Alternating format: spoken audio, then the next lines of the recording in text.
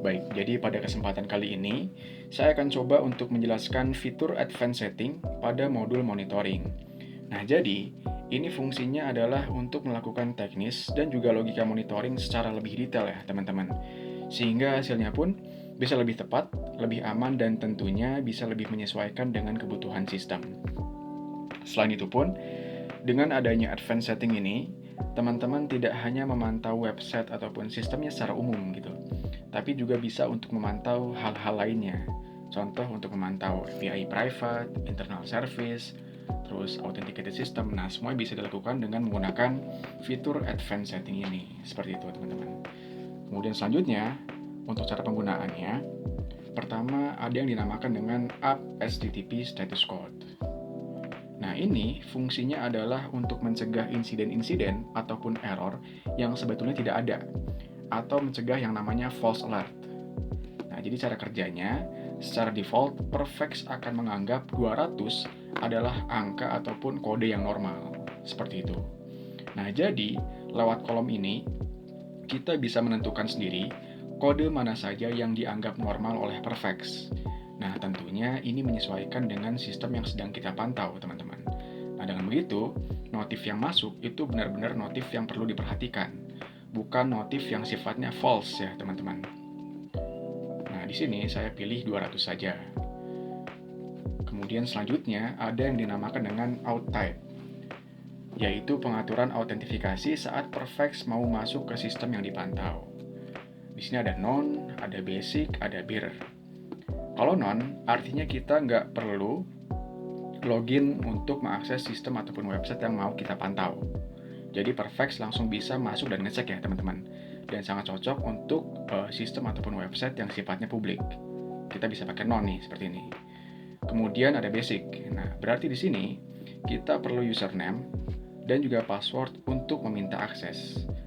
Nah, jadi untuk basic ini cocok digunakan untuk website ataupun sistem yang aksesnya dibatasi oleh sistem login ya, teman-teman. Seperti itu. Nah, yang terakhir ada bearer.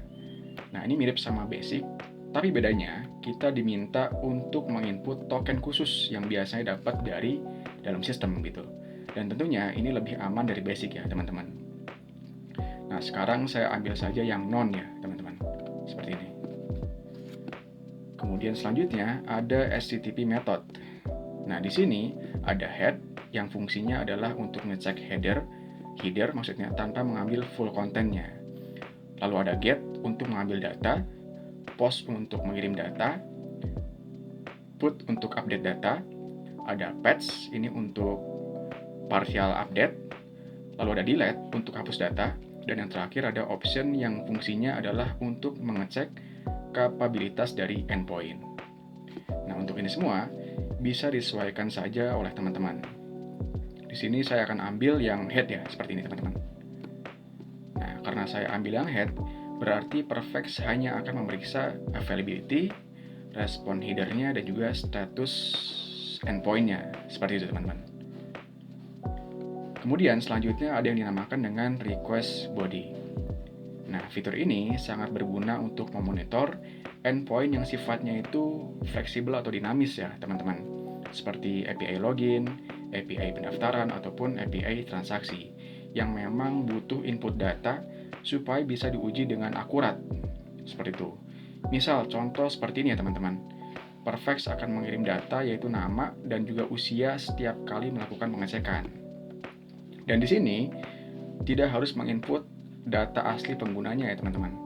Yang penting cukup buat membuktikan sistem itu berjalan sebagaimana mestinya. Seperti itu. Kemudian selanjutnya ada yang dinamakan dengan request headers. Nah, jadi ini tuh semacam informasi tambahan yang ikut dikirim Perfex saat ngirim request ke sistem gitu, teman-teman. Nah, di sini ada banyak sekali jenisnya ya, teman-teman. Nah, untuk sekarang saya ambil yang ini misalnya, content type. Ini. Kemudian tulis application JSON. Seperti ini. Nah, ini artinya teman-teman, data yang kita kirim atau request formatnya dalam bentuk JSON. Seperti itu, atau JSON gitu ya. Nah, selebihnya tinggal disesuaikan dengan teman-teman saja ya.